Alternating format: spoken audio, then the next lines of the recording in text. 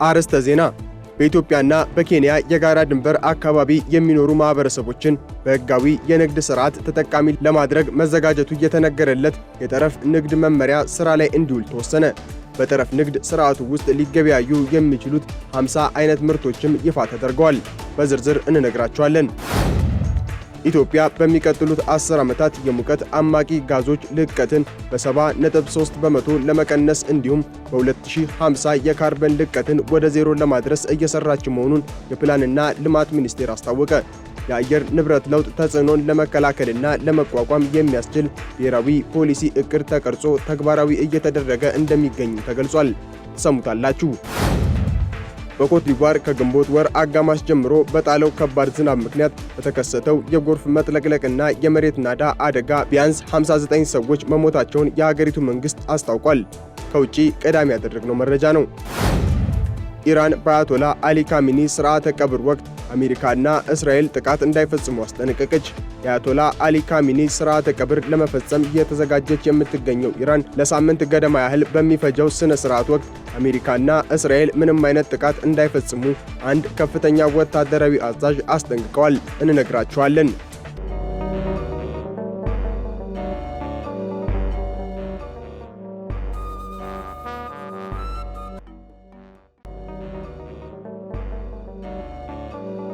በኢትዮጵያና በኬንያ የጋራ ድንበር አካባቢ የሚኖሩ ማህበረሰቦችን በህጋዊ የንግድ ስርዓት ተጠቃሚ ለማድረግና የአካባቢውን ሰላምና እድገት ለማጠናከር የተዘጋጀው የኢትዮጵያና የኬንያ የጠረፍ ንግድ መመሪያ በንግድና ቀጠናዊ ትስስር ሚኒስቴር ጸድቆ ስራ ላይ እንዲውል ተወስኗል። ይህ መመሪያ የወጣው ሁለቱ ሀገራት ታህሳስ 10 ቀን 2018 ዓ.ም በአዲስ አበባ የተፈራረሙትን የተቀላጠፈ የጠረፍ ንግድ ማዕቀፍ በተግባር እንዲፈጸም ለማድረግ መሆኑ የተነገረ ሲሆን መመሪያው በድንበር አካባቢ የሚኖሩ ዜጎች ከመሃል ሀገር በቀላሉ ሊያገኟቸው የማይችሏቸውን መሰረታዊ የፍጆታ ምርቶች በህጋዊና በቀለለ የጠረፍ ንግድ አሰራር እንዲያገኙ ማስቻል መሆኑ ተነግሯል።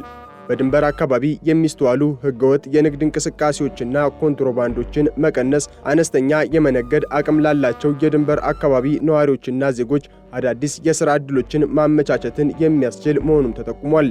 በኢትዮጵያና በኬንያ ጎረቤት ህዝቦች መካከል ያለውን ማህበራዊና ኢኮኖሚያዊ ትስስር በማጠናከር በአካባቢው አስተማማኝ ሰላምና ጸጥታ እንዲሰፍን ማስቻል እንዲሁም በቅንጅታዊ አሰራር የጠረፍ ንግድ መረጃ አያያዝንና የቁጥጥር ስርዓትን ማጠናከር የመመሪያው ግብ መሆኑም ተመላክቷል። በጠረፍ ንግድ ስርዓቱ ውስጥ ሊገበያዩ የሚችሉት 50 አይነት ምርቶች መሆናቸው በመመሪያው የተጠቆመ ሲሆን ግብይቱ ሊፈጸም የሚችለው ከኢትዮጵያና ከኬንያ ድንበር ጀምሮ በኢትዮጵያ በኩል 50 ኪሎ ሜትር በኬንያ በኩል ደግሞ 100 ኪሎ ሜትር ርቀት ውስጥ ባሉ የጠረፍ አካባቢዎች እንደሆነ ከንግድና ቀጠናዊ ትስስር ሚኒስቴር ያገኘነው መረጃ ያሳያል። ኢትዮጵያ በሚቀጥሉት 10 ዓመታት የሙቀት አማቂ ጋዞች ልቀትን በ70.3 በመቶ ለመቀነስ እንዲሁም በ2050 የካርበን ልቀትን ወደ ዜሮ ለማድረስ እየሰራች መሆኗን የፕላንና ልማት ሚኒስቴር አስታውቋል። የፕላንና ልማት ሚኒስቴር ዴኤታው ስዩም መኮንን የካርበን ሽያጭን በአዲስ አቅጣጫ ለመጀመር በተዘጋጀው መድረክ ላይ እንደገለጹት ኢትዮጵያ የአየር ንብረት ለውጥን ለመከላከል ከፖሊሲ ቀረጻ ጀምሮ በርካታ ተጨባጭ ተግባራትን እያከናወነች ትገኛለች። በ2050 የሙቀት አማቂ ጋዞች ልቀትን ወደ ዜሮ ለማድረስ ግብ አስቀምጣ እየሰራች መሆኑን የገለጹት ሚኒስትር ዴኤታው የአየር ንብረት ለውጥ ተጽዕኖን ለመከላከልና ለመቋቋም የሚያስችል ብሔራዊ የፖሊሲ እቅድ ተቀርጾ ተግባራዊ እየተደረገ እንደሚገኝም አብራርተዋል። ይህንን ግብ ለማሳካት በአጭርና በረጅም ጊዜ የሚተገበሩ ኢኒሼቲቮች ወደ ሥራ መግባታቸውን የጠቀሱት አቶ ስዩም በተለይም የአረንጓዴ አሻራ መርሃ ግብር፣ የታዳሽ ኃይልና መሰል ተግባራት ተጨባጭ ውጤት አስመዝግበዋል። የፓሪሱን የአየር ንብረት ስምምነት ተከትሎ ኢትዮጵያ በፈቃደኝነት ላይ የተመሰረተና የአየር ንብረት ለውጥን ለመቀነስ የሚያስችላትን ሶስተኛውን የኤንዲሲ ሰነድ ባለፈው መስከረም ወር ለተባበሩት መንግስታት ድርጅት ማስገባቷንም ሚኒስትር ዴኤታው አስታውሰዋል። ወደ ኢትዮጵያ የሚገቡ የውጭ ሀገራት ጎብኚዎች ስለ ሀገሪቱ የቱሪስት መዳረሻዎች በቂ መረጃ የሚያገኙበት ዘመናዊ የቨርቹዋል ማዕከል በአዲስ አበባ ቦሌ ዓለም አቀፍ አውሮፕላን ማረፊያ የመንገደኞች መውጫ ስፍራ ላይ ሊገነባ መሆኑ ተገልጿል። ይህንን ሀገራዊ የመረጃ ማዕከል በጋራ ለመገንባት የሚያስችለውን ስምምነት የቱሪዝም ሚኒስቴር ቶፓን ኢትዮጵያ ከተባለው ተቋም ጋር ስምምነት ተፈራርሟል። በፊርማ ስነ ስርዓቱ ላይ የቱሪዝም ሚኒስትር ዴኤታው ስለሺ ግርማና የቶፓን ኢትዮጵያ ተወካይ ቃል ኪዳን አረጋ የጋራ የመግባቢያ ሰነዱን ተለዋውጧል። በተደረሰው ስምምነት መሰረት ለዲጂታል ማዕከሉ ግንባታ የሚያስፈልገውን አጠቃላይ ወጪ ሁለቱ ተቋማት በጋራ የሚሸፍኑ ሲሆን የቴክኖሎጂ ማዕከሉን የመገንባትና እውን የማድረግ ኃላፊነት ደግሞ ለቶፓን ኢትዮጵያ ተሰጥቷል።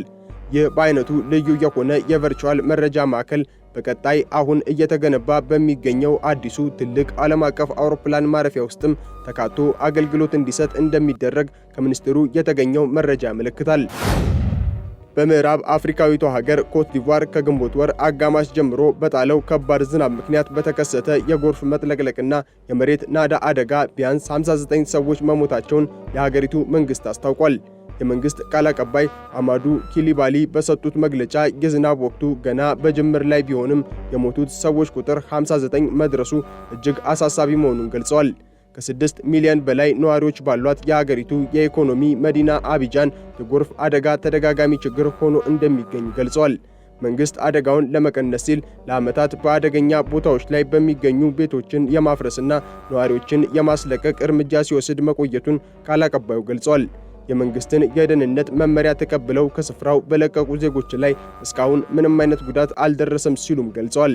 ይሁን እንጂ በአቢጃን አቴኩቤ አካባቢ ቀደም ሲል በባለስልጣናት ከፈረሱ ቦታዎች የተመለሱ ዜጎችን ጨምሮ 20 ሰዎች ሕይወታቸውን ማጣታቸውን አስታውቋል። ባለፈው ሰኞ በወጣ ሪፖርት ደግሞ በአቢጃን ብቻ በሁለት ቀናት ውስጥ የ10 ሰዎች ሕይወት ማለፉ ተመላክቷል። መንግስት ነዋሪዎች ለአደጋ ከሚያጋልጡ አካባቢዎች እንዲርቁም ጥሪ አቅርቧል። ኢራን በአያቶላ አሊ ካሚኒ ሥርዓተ ቀብር ወቅት አሜሪካና እስራኤል ጥቃት እንዳይፈጽሙ አስጠነቀቀች። የአያቶላ አሊ ካሚኒ ሥርዓተ ቀብር ለመፈጸም እየተዘጋጀች የምትገኘው ኢራን ለሳምንት ገደማ ያህል በሚፈጀው ሥነ ሥርዓት ወቅት አሜሪካና እስራኤል ምንም አይነት ጥቃት እንዳይፈጽሙ አንድ ከፍተኛ ወታደራዊ አዛዥ አስጠንቅቀዋል። የቀድሞ የኢራን መንፈሳዊ መሪ አያቶላ አሊ ካሚኒ በፈረንጆቹ አቆጣጠር የካቲት 28 በእስራኤልና በአሜሪካ የሚሳኤል ድብደባ መገደላቸው ሲታወስ በወቅቱ በነበረው ጦርነትና የጸጥታ ስጋት ሳቢያ ሥርዓተ ቀብራቸው ሳይፈጸም መቆየቱ ይታወቃል። ኢራን ሚሊዮኖች የሚታደሙበትን የቀብር ሥነ ሥርዓት ለማካሄድ ከፍተኛ ዝግጅት እያደረገች ሲሆን የመንፈሳዊ መሪው አስክሬን ከነገ ጀምሮ እስከ ሰኞ ድረስ በታላቁ የሞሳላ መስጊድና በቴህራን መንገዶች የሕዝብ ሽኝት የሚደረግለት ይሆናል። ማክሰኞ ከቴህራን 120 ኪሎ ሜትሮችን ተጉዞ በሺያዋ ቅዱስ ከተማ ቆም ይሸኛል። ረቡዕ ዕለት ደግሞ ወደ ኢራቅ እንደሚያቀና የዘገበው አሶሺየትድ ፕሬስ በመጨረሻም ወደ ኢራን ሁለተኛዋ ትልቅ ከተማ ማሻድ በመመለስ በኢማም ሬዛ ቅዱስ ስፍራ ግብዓተ መሬት ይፈጸምለታል ብሏል። ኢራን የሽኝት ሥነ ሥርዓቱን በተለያዩ አካባቢዎች ላይ ያደረገችበት ዋናው ምክንያት የሚፈጠሩ መጨናነቆችን ለመቀነስ መሆኑ የተነገረ ሲሆን ከዚህ ቀደም በነበሩ ግዙፍ የመሪዎች የአስክሬን ሽኝት መርሃ ግብሮች ላይ በከፍተኛ መጨናነቅ ሳቢያ በርካታ ሰዎች ሕይወታቸውን ማጣታቸው የሚታወስ ነው። ቴህራን በእነዚህ ቀናት ውስጥ በሚደረጉት ሥነ ሥርዓቶች ላይ ዋሽንግተንም ሆነች ቴል አቪቭ ጥቃት እንዳይፈጽሙ ማስጠንቀቋን ሮይተርስ ዘግቧል።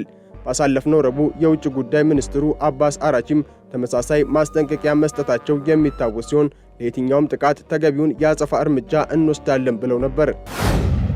በቬንዙዌላ በተከሰተው ተከታታይ የመሬት መንቀጥቀጥ የሟቾች ቁጥር 2595 መድረሱን የአገሪቱ ጊዜያዊ ፕሬዝዳንት ዴልሲ ሮድሪጌዝ አስታውቋል። በሬክተር ስኬል 7.2 እና 7.5 የተመዘገቡት እነዚህ አደጋዎች በደቂቃ ልዩነት ውስጥ በመከሰታቸው በርካታ አካባቢዎች ሙሉ በሙሉ ወደ ፍርስራሽነት መቀየራቸው ተነግሯል።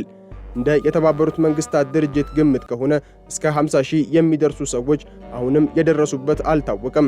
የናሳ መረጃ ደግሞ ወደ 60,000 የሚጠጉ ሕንፃዎች መውደማቸውን ወይንም ከፍተኛ ጉዳት እንደደረሰባቸው ያመለክታል። በዚህም ምክንያት 13,000 የሚጠጉ ዜጎች መጠለያ አጥተው በየጎዳናውና በየፓርኩ ውስጥ ለመተኛት መገደዳቸው ተገልጿል። ለነፍስ አድን ሥራው ከ11,000 በላይ ሲቪልና ወታደራዊ ሠራተኞች መሰማራታቸው ተገልጿል።